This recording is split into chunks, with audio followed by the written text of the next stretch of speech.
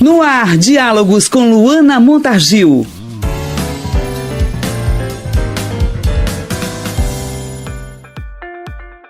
Vamos falar sobre sexo nos relacionamentos amorosos? Que tal? Qual o papel da sexualidade nas relações? Olá, pessoal, aqui é Luana Montargil e para nos ajudar a falar desse assunto tão importante, prazeroso, mas ainda cheio de tabus, que vamos conversar hoje com a médica especialista em sexualidade, doutora Alcione Bastos. Doutora Alcione, tudo bem? Tudo bem, obrigada pelo convite. E a gente quer conversar hoje aqui sobre sexualidade. Por isso que eu pedi a sua ajuda para a gente falar desse tema tão importante, doutora, que eu acho que dentro de um relacionamento amoroso, a intimidade sexual, podemos dizer assim, é uma das esferas mais importantes. Mas, infelizmente, ainda tem muito tabu quando se fala de sexualidade, né? Os casais não conversam nem entre eles.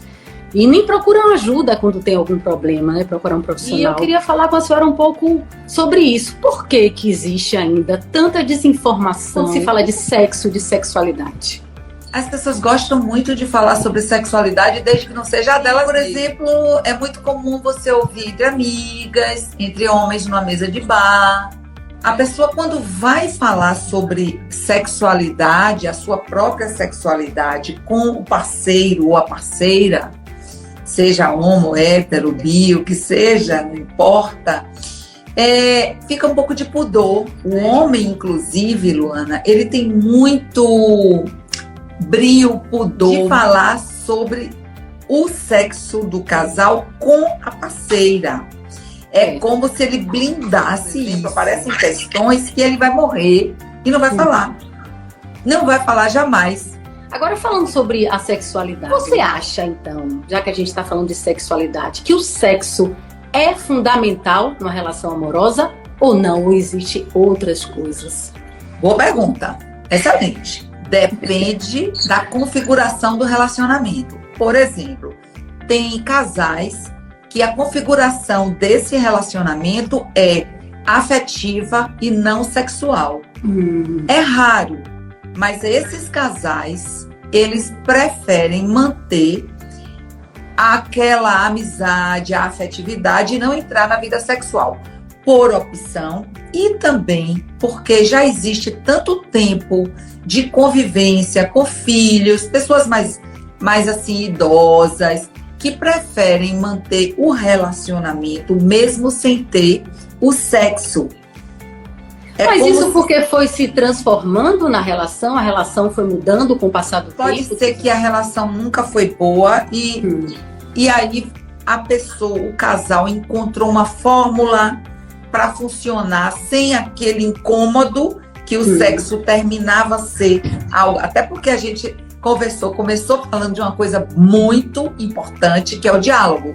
Então, se não tem o diálogo e você vai acumulando dissabores, insatisfações, frustrações, você vai ficando desapontado dia a dia, desapontada, né? O que vai acontecer, você vai evitando. Agora, doutora, em relação ao orgasmo feminino. Certo. As mulheres batem, né, na tecla porque tem dificuldade e isso é um empecilho, ter uma vida sexual de qualidade, muitas vezes não conseguem chegar ao orgasmo e muitas vezes não procuram ajuda também para resolver esse problema. Mas por que tem esse obstáculo no prazer feminino? Por que ainda existe essa coisa e essa queixa constante das mulheres em relação ao orgasmo? Primeira coisa, Luana, é que existe uma diferença muito grande de como a criança do sexo masculino e a criança do sexo feminino encaram o seu próprio corpo e os seus órgãos sexuais. Então começa daí. Então se o rapaz, o menino, a criança começa a pegar no pênis, porque ele tem que pegar no pênis toda vez que ele vai fazer xixi, vai urinar, e ele pega no pênis com tanta naturalidade, ele começa a conhecer mais aquele órgão. Ele começa a ter intimidade com aquele pênis. A menina já é o contrário. Quando ela se toca, é aquela complicação, porque ela tem que, né, botar a mãozinha lá, e às vezes a mãe, alguém manda tirar, diz que não pode, que é feio, que fecha a perna, começa na infância. É muito bom você trazer isso, porque tem muita mãe assistindo que tem filha criança e filho criança.